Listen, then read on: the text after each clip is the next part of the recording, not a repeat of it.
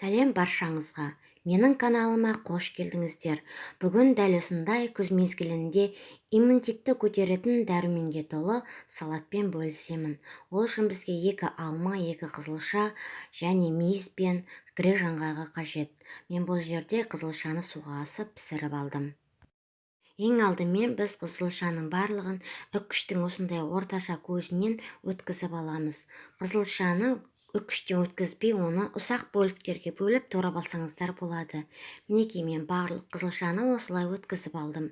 Енді алмаларды ұсақ бөліктерге бөліп турап алатын боламын. Алманы да үккіштен өткізуге болады, бірақ мен алманы дәл осылай ұсақ бөліктерге бөліп салатқа қосқанды ұнатамын. Бұл салат өте дәмді, әрі тез дайындалатын жеңіл салаттың түріне жатады. Бұны күнделікті дайындап жесеңіздер де болады. Бұл салат тек қана иммунитетті ғана көтермей, оның қан аздыққа да өте пайдасы зор.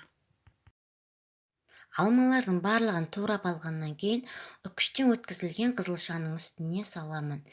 Алмаларды дәл осылай не үлкен де емес, не кіші де емес, орташа көлемде турап алдым. Енді оның үстіне жуылған мейіздердің барлығын салып, одан кейін 3 ас қасық майонезді қосып араластыратын боламын. Егер де майонезді ұнатпасаңыз, оның орнына қаймақ немесе сұйық май мен зәйтүн майын қолдануға болады. Ол өз қалауларыңыз бойынша.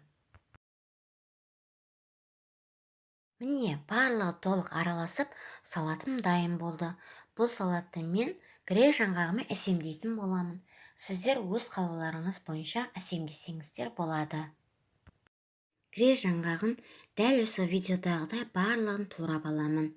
Грек жаңғағын салатқа қосып, оны бірге араластырып жіберуге де болады. Грек жаңғағын турап алғаннан кейін салат әдемі көріну үшін дәл осылай салаттың бетіне саламын. Егер де видеом ұнаған болса, лайк басып, төменге пікір қалдырып, каналыма тіркелуді де ұмытпаңыздар.